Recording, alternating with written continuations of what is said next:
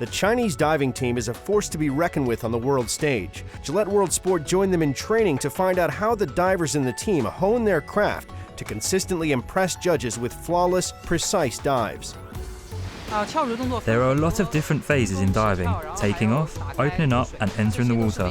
They're all very important steps, so every day I put a lot of hard work into controlling each part of my dives.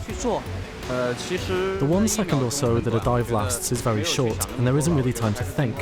So it's important to perfect the technical aspects of a dive in advance. Before diving, I think through the dive, the technical essentials and specific notes given by our coach.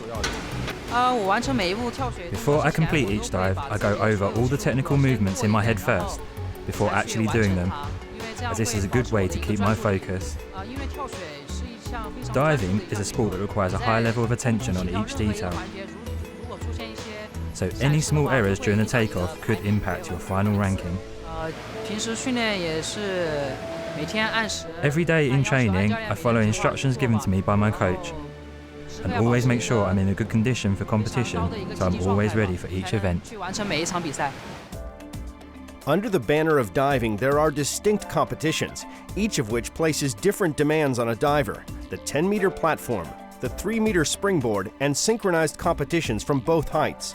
Divers typically specialize in and train for specific events. Of all the events, I think the 3-meter springboard requires more skills. It's not like the diving platform, which is fixed. The springboard is flexible with elasticity, which adds another layer of difficulty you have to master. Personally, I think you can handle the demands of the 10-meter platform if you can do well on the springboard. But you might not be able to perform as well on the springboard if you've only ever trained on the platform. They're totally different. Of course, the synchronized events are even more difficult because then coordination becomes essential, especially during your everyday training. If your partner makes any errors, this has an adverse effect on you, so there are a lot of factors which are uncontrollable. For the individual event though, you can just focus on your own performance. From when I first started diving, I knew which event I was aiming for, and so I love the feeling you get from the 10-meter platform. I especially love being in the sky, just like a bird.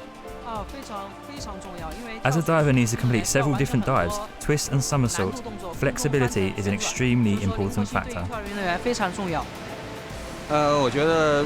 Every dive involves your whole body, so it's important to take care of it and avoid injuries. The most important part of the body is actually the wrists.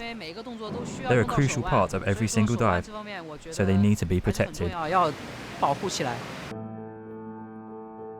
2016 is, of course, an Olympic year, and as a result, divers' concentration is currently on the all-important Games in Rio this summer, where they once again look set to dominate the diving events. In diving, the Olympic Games are the most important part of the sporting calendar. They can affect your whole life, and that's not exaggerating. The Olympics are definitely the most important event from all of the diving competitions. For me personally, it's a dream. Actually, I think the Olympics is probably a dream for all athletes. I'd say the most striking feature in each Olympics is that the difficulty increases every 4 years. I'm also growing older, so that brings its own challenges. I think the key to adapting is your psychological approach. Daily physical training is obviously important, but I feel for the Olympics, a psychological switch can actually determine your final result. I was very nervous when I took part in the London Olympics. So many of my dives weren't performed to their best. But winning a silver medal was still a great honour for me and instilled a sense of pride in our nation. Of course, I hope I can go one better and win a gold medal at the Rio Olympics.